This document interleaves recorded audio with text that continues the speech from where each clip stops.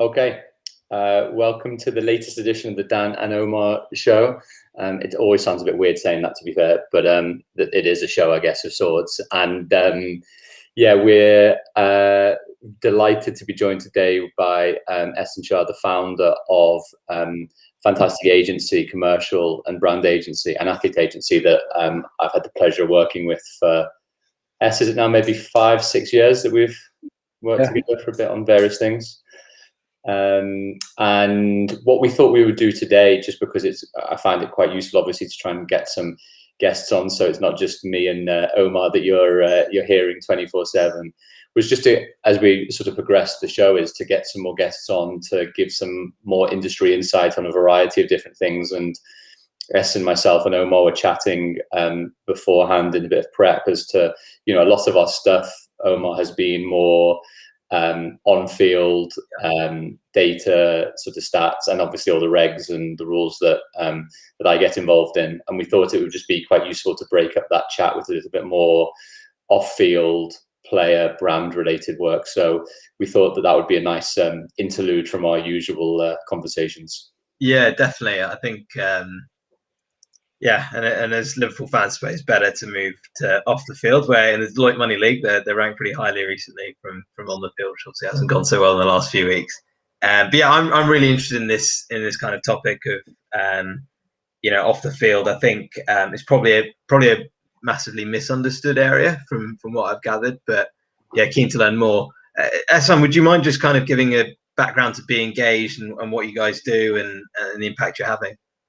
Yeah, no, firstly, appreciate you guys both having me on here, especially when it comes to like topics like this, where it can be a bit interesting, murky, kind of challenging as well. So when it comes to Be Engaged, ultimately our business is split into two sections now. So we have Be Engaged, a sports marketing agency, which deals with athletes on their marketing and commercialization strategies, but also dealing with brands when it comes to their strategy and their ambitions to be able to market themselves through sports industry, whether it's through football, tennis, cricket, boxing, whatever it might be. We kind of help them enter into that space and bring those campaigns to life.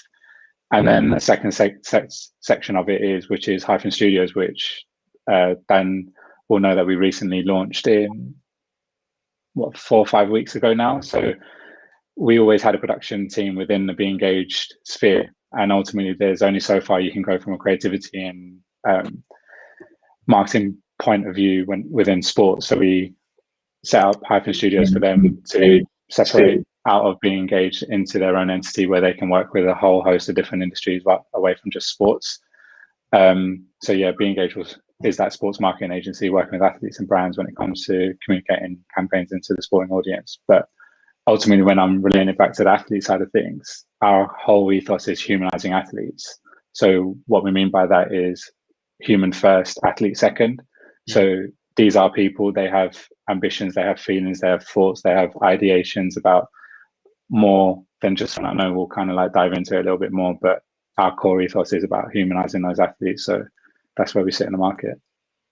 Is that, I think it's a really good point, because we often see athletes as this kind of machine, and I think that's been really relevant this season actually, where players have been kind of stretched to the limit and they're almost being treated as kind of machines in this kind of entertainment circus that we all enjoy. But in terms of the athletes and brands that you work with, was there a feeling that actually the human side of athletes isn't coming out, and that maybe through Twitter they're only able to do 140 characters of like great win on the weekend, but not really kind of express their personality? So it was that kind of frustration that they've had? Yeah, I think athletes have always had the frustration that the biggest mouthpiece that they were given pre-social media was the press, and they've never had a great relationship with that, whether that's through club, national team, or direct with press. It's never been a relationship. Now, on that topic itself, I don't think journalism or the press have evolved too well with that space, especially when it comes to traditional press. So I put out a tweet the other day about Jurgen Klopp's response to Jeff Shreeves, and Jeff asked him a terrible question, which was about his title challenges. And it's the first time I've seen someone actually react to a mundane question with, you ask me this all the time. I don't know what you expected me to say. And Jeff answered it for him. So people latched onto Klopp and said, well, why is he acting like this? It's arrogant. It's this, it's that. It's not. It's because he's asking him a pointless question. He's got a pointless answer back. It's the first time we're now starting to see managers as well. So then ultimately, when you break it down to the players, their mouthpieces are their social media channels. It's them direct to consumer, essentially, right? Direct to fan, engaging in the way that they want to be heard, the way that they want to be seen, the way that they want to communicate to their fans. Now, post-match interviews are boring. You then go to the player's social media channel and you will see a difference to what you just saw on the TV speaking in front of that mic. It's largely because they've got the press officer or the communications director standing right next to them, ready to pounce on them and say, you're not meant to say this, you're not meant to do that. But you go to your own social media, you control that. That's you, that's your voice. And it's that ability for them to be able to do those different things. And I think we're starting to see it more and more, which there was a generation that was brought up on social media, which is the 25, 26, 27-year-olds at the moment that play in the game.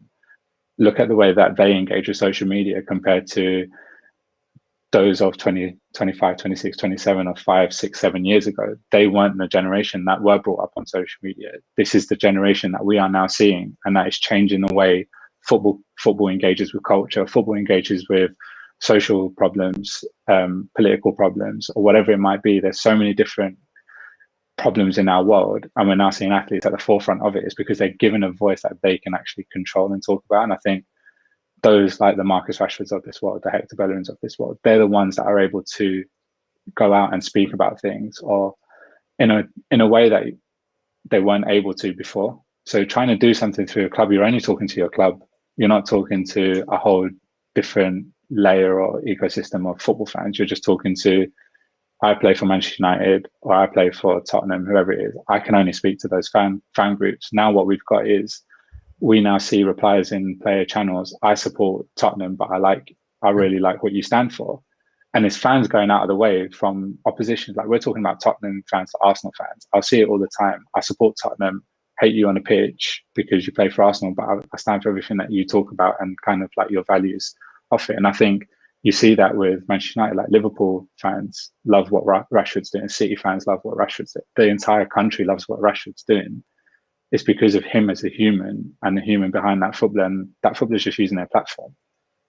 That's ultimately what they're doing to communicate a message that previously they weren't able to do.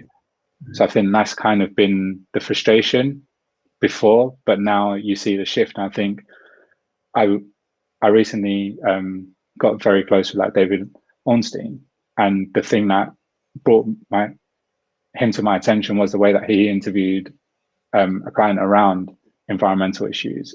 This was a time when he was at BBC, not even at The Athletic, and it was he came with a purpose, and it was journalism at its finest, where he's talking about an issue that is close to that person. And it turns out from a 5-minute interview to a 35-minute interview, because they're not talking about football, they're not talking about mundane things that everyone knows what the answers are going to be. What's your ambitions for the season? Everyone's going to say, we'll take game by game. All three of us on here could literally do a press conference for players because we know what the answers are going to be. Talk to them about what they care about, and they will open up to you. And ultimately, that's what some of the platforms that have been able to do that, like the Sport Bibles of the world, the Sports of this world, like those media entities which are digital first and social first, they're able to tap into culture. They're able to tap into like the core person behind the athlete. And I think you see a shift from a media landscape, from a broadcaster landscape, and also from like a social media landscape. Very cool. Just one thing before we keep going with the questions is obviously for everyone watching and listening, any questions that you have for S, please put them in the chat, and as we keep going, we'll try and answer some of the good ones. S, from your perspective as well, I know we've worked together for a while, and we're sort of going over some ground that we've already covered to a degree. But when you talk about the sort of safe space of post and pre-match interviews, and there's definitely that appetite, I think, and I think it extends because of the usual type of vanilla answer that players give, in part because of training, but in part, I presume, also because they are concerned about an unwavering approach to a message which could be construed slightly differently. And that's why almost a controlled approach to their own social media, if handled correctly, providing that direct message gives more comfort and more authenticity and all the types of things that you want to encourage in terms of values.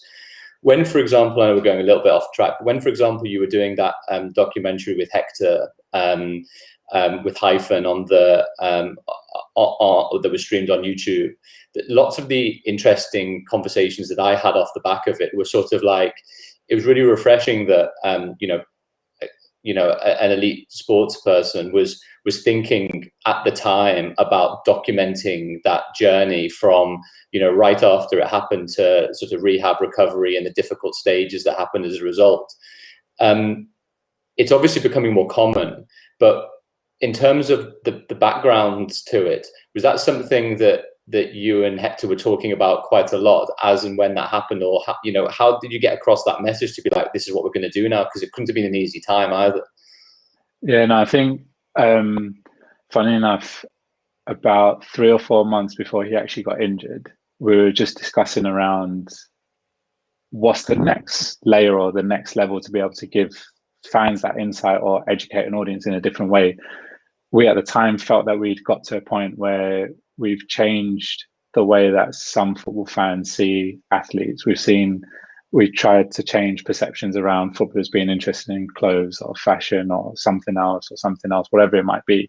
Ultimately, what we wanted to do was get to a point where we can take it to the next level. At that time, we didn't know what that next level was, because it's very difficult for athletes to be able to do those different things, because their profession requires so much time, attention, craft, and dedication towards it, that to remain at that top 1% or 1% is very difficult. So you can't distract and take that focus away. As much as so many people do think that players do that, they don't. I've never come across a player that has literally got distracted because of football, because of something else away from football. They're so dedicated towards their sport that they'll literally sacrifice anything and everything for that 1%. So it was ultimately a question that was raised 4 months prior to it. And the night he got injured, me and Albert, his agent, were at the game, and we had to go downstairs, go to the dressing room, and kind of like take him home. And I remember in the car that we all know what he's like, and we all know that you have to distract him away from a big problem that faces him there and then. If you kind of leave him in that state, we were so worried about the mental state that would go with that individual, because that person has lost everything that they can possibly do in that moment, right? They can't do what they've kind of like set out to do in life. So we were thinking just in the car in terms of what to do in bits and pieces. Got home, I think you just had to like come to reality with what was going on. And then we spoke about, okay, let's start vlogging it first. Let's just start vlogging your thoughts, your feelings, and everything around it to give an insight into the mind of an athlete in this moment. Because ultimately we could sit there as 2-3 people in the living room and say all we wanted to say, but it doesn't actually translate that across. A social media post through words is never going to translate that across. So we really wanted to give an insight into what fans wanted to do. And I always say to like Hector is that if it wasn't for his mentality and his openness to be able to do these things and kind of challenge himself and kind of put him into like an uncomfortable position, talking to people about what has just happened, it would never happen. And I always said to him, like, throughout the vlogging process, like that was phase 1. Don't sugarcoat it. Don't kind of try to put a spin on it when it doesn't need to be done. Tell it how it is, whether it's good, whether it's bad. You just say it how it is, and we'll review it afterwards. Because in that moment, we're not live streaming it. We're just recording it and so we'll see how you feel tomorrow. It's always one of those things. Do it, sleep on it. We'll reflect it in the morning. Came to the morning, we were like, right, okay, cool. Actually, do you know what? This will be so insightful to so many people across the world. It may help people. It may inspire people. It may just give an insight into people. But the one thing that we decided to do was, let's just capture everything. I'd be lying if we sat here and went, we decided to make a documentary on that night. It wasn't. We literally just went, let's just capture anything and everything and see where we land. And soon the months started to go by.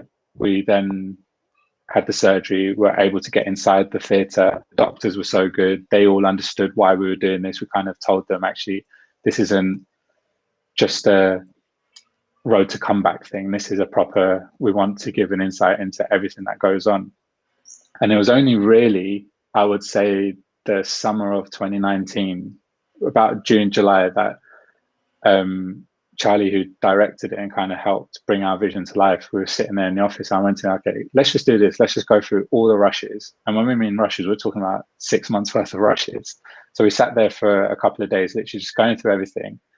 And the realization started to hit that actually we've got something that Netflix could never get, Amazon could never get, because we've watched Amazon's documentary with Man City at that point, and it was vanilla in the best way of putting it, which is it just touched the surface. It didn't really dive into much. So we were like, right, actually, cool. Do you know what? We've actually got something here which is quite valuable in a sense of from a content point of view. So let's start formulating a storyline. The storyline's quite obvious. Player gets injured, player comes back. But what is it? Everything in between that is going to keep people gripped from the point of injury to the point of return. And it was Charlie that then came up with the idea of actually, we've got all these other facets to this entire storyline which aren't football related, which aren't just pitch related. They're talking about mentality, we're talking about family, we're talking about support structures, we're talking about life away from football, we're talking about the ups, the downs, the physio. There's so many different ingredients to this entire part that we were working with that we got to a point where we were like, right, okay, let's make this a series. It moved away from a long film to a series based off a strategy that at the time the vlogs were doing very well on YouTube. So it's like, actually, do you know what? YouTube is the platform that works really well for us because it's bite-sized content, put it into 20-minute formats. At the time, we were very much targeting people that were commuting. So it was very much, okay, if people are commuting, they can quickly download this, watch it 20-minute bursts on the tube, train, whatever it might be, rather than having to sit there and watch an hour and a half long thing. So it was actually at that moment when we started to realize what we have rather than right at the start to here's what we need to build out. So luck happened along the way in terms of how many people allowed us to have access, how many people were seeing the vision that we were seeing. But ultimately it was summer 2019, 6 months into the filming or his rehab journey that we started to realize it. And one thing I want to make clear on that as well is that we actually only needed Hector for 2 hours of his time throughout the entire 2-year period, which was just the narration and the interview part. The rest of it, we're just fly on the wall. Nothing was staged. Nothing was, oh, please do that because it'll make it look better. It was ultimately just there. Every day was just documented. And we only needed 2 hours of his time because I got asked this by the club. You must have needed so much of his time to do this. I was like, not really. He was doing it anyway. It just happened to be that a camera was there to kind of record it. Only needed 2 hours of his time. So it kind of worked out all in all. Yeah. I think the key thing that comes out of that is the kind of capturing the human element, I think. And this is a question. So Emma Louise Clark dropped a question, kind of stole the question from me. I think historically, if you think back, I don't know, maybe 15, 20 years, historically, you would try and create a brand around an athlete, but now it feels like the brands are much more authentic that the athletes, because maybe they don't have the distrust of the press, so they can kind of speak directly to their fans. But how do you ensure that the athlete's brand is credible and is authentic as opposed to something that feels a bit manufactured? Because there would be a lot of people cynically looking at footballers and thinking, oh, you just want to come across well because you earn a lot of money and actually you're actually a bit of a prick or whatever. Yeah, no, I think it's quite easy to see through the ones that are manufacturing it. It's not to say that there aren't any that aren't manufacturing. The reality is there are. Then that flip side to that coin is there are so many athletes out there that their brand is built off of them as a person. And I think fundamentally it needs to be you as a person, express yourself, and then the team around you will help polish that and kind of direct it into the right directions, because no one athlete, whether you're LeBron James, whether you're Marcus Rashford or whoever you are, you cannot do everything by yourself. So you can have the idea. It's ultimately being like a CEO of a company. You have the idea and the team brings it to life. A CEO can't have the idea, bring it to life, execute it and deliver it. to the standard that it needs to be done, the same way a player can't do it themselves. So having that support structure around you to be able to guide you and be able to push you in the right direction based off of your values and your beliefs. So the thing that I always say is, one thing that you say on social media has to be the same thing that you say elsewhere. It has to be the same thing that if you get asked in the street, you answer the same thing. It's not because you're engineered to say those things. It's because that's what you believe in. If you don't believe in something, it's the same way a company has values, ethos, beliefs, whatever. If you don't believe them, you will at some point cut a corner, and that corner that you cut will send the house of cards tumbling down. It's very easy for someone in the public limelight to get caught out very, very easily. If you're fighting for the environment or whatever, and you're doing X, Y, and Z, and it goes totally against it, it doesn't make sense, right? But having that core belief has to come from the athlete. It can't be me telling you, Dan, you have to stand for the cause behind the 13 brand. It has to be you coming up with that idea and coming to the team and saying, I believe this, or I feel like we need to do more on this, or that's an injustice. Whatever it might be, has to come from the athlete themselves. Yeah, absolutely. And I think probably the number one phrase an athlete wants to avoid is being called a hypocrite. And if you're doing something that that you kind of truly believe in, you won't fall into that trap, basically. Yeah. One thing I noticed about Be Engaged is that you seem very hot on sustainability and just kind of, I guess, being a more kind of socially conscious business yourselves, and therefore aligning yourself with brands and athletes that are, have the same set of values.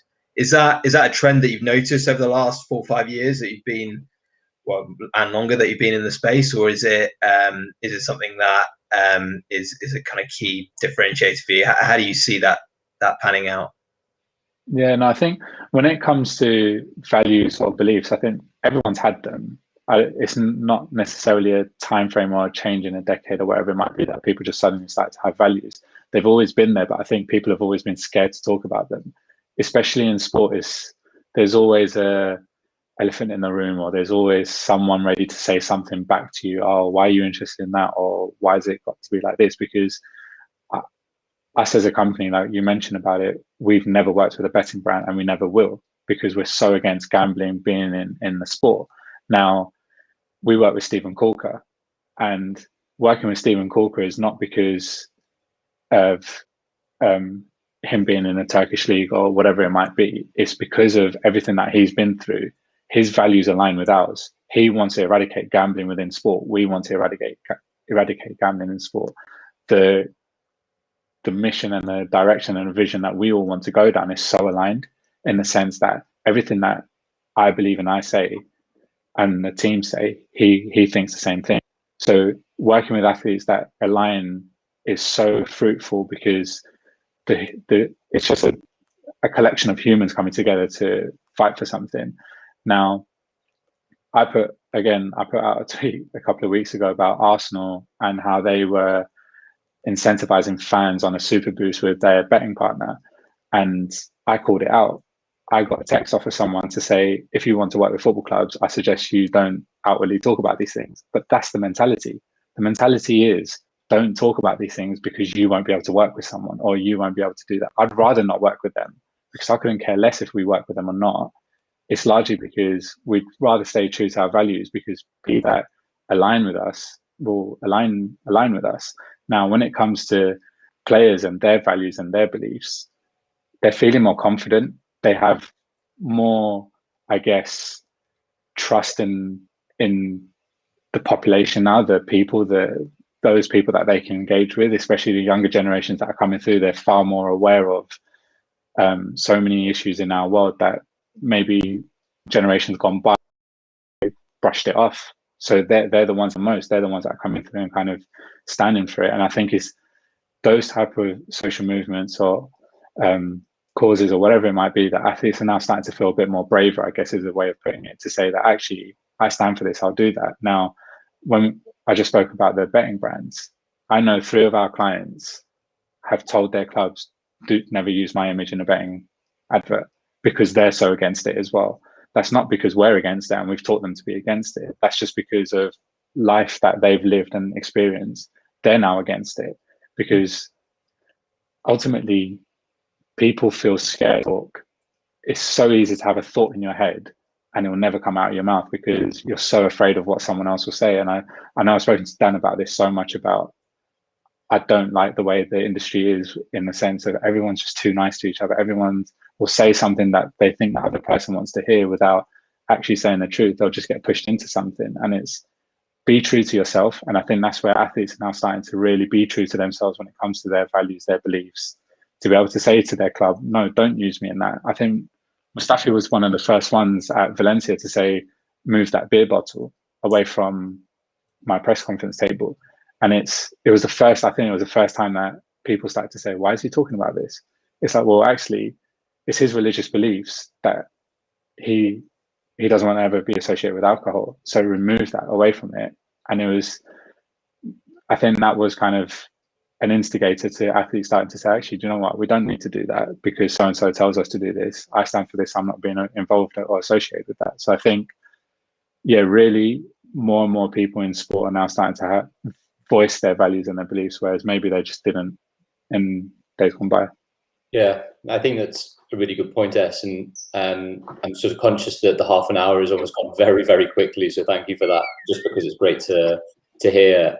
The last thought that I had, and it was just something that sort of was brewing as I was listening to you speak, was that, you know, it feels that actually what is happening now, if it's from Rashford or Sterling or Hector and others, is, you know, in a way, I almost think that through technology in lots of different ways, that, you know, the high profile athletes are now sort of broadcasters, and as broadcasters of whatever message that they feel appropriate.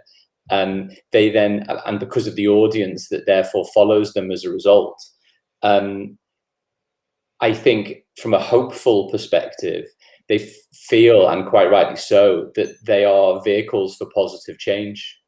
And I think that's actually the real, quite emphatic sort of democratization of stuff, which is, you can see the positive change that high profile individuals have been. So you have a blurring of the lines between influencers. I don't mean influencers in the very narrow word of the way, but influencers in terms of the people that you see in your daily life, hear, watch, read, and do. And that ability to make change is a very empowering message. And I think that is almost what seems to have been the case in this last little bit of time, especially. Yeah, no, I think it's spot on everything that you said. And I think it's largely because maybe people are taking footballers more seriously.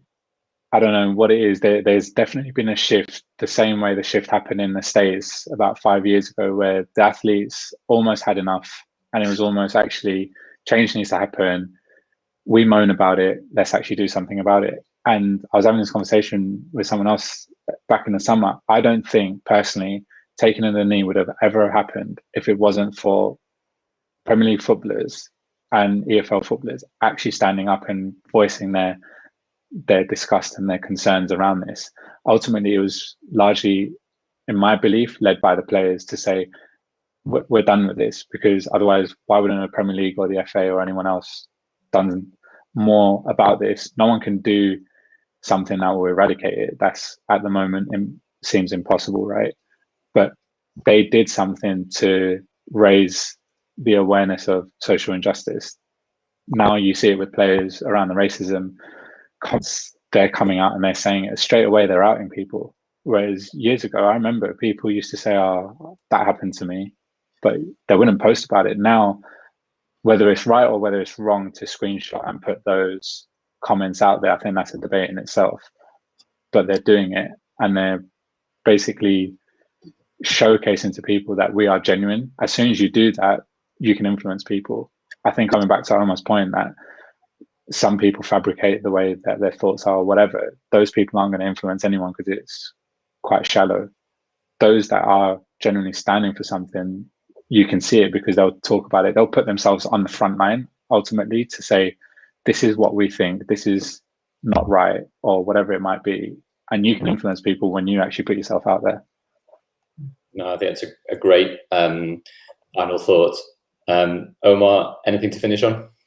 No, really fascinating. I think, yeah, give us for another half hour. I think, yeah, the whole fact that, you know, athletes and brands are now trying to be a lot more authentic and less manufactured about the way that they put their voice out there. I think it's a really interesting shift, and it means that, and I think as a fan of the sport, it's really welcomed. And so I think clearly the work that you guys are doing is great, and I kind of look forward to seeing more of what you do, but really interesting to learn more about it. Yes, thanks for coming on, and hopefully you'll come on again, because I think there's a whole other conversation that we haven't really had around image rights, boot deals, commercial stuff, content. There's tons of things. So yeah, if you'll allow us, maybe we'll put another date in the diary sometime soon too. Yeah, no, that's all good. To be fair, I thought it was an hour, so that's why maybe I took a bit longer than that. It's a good problem. Thanks. No worries. Cheers, guys. Thanks very much. Thanks, Hassan. Bye.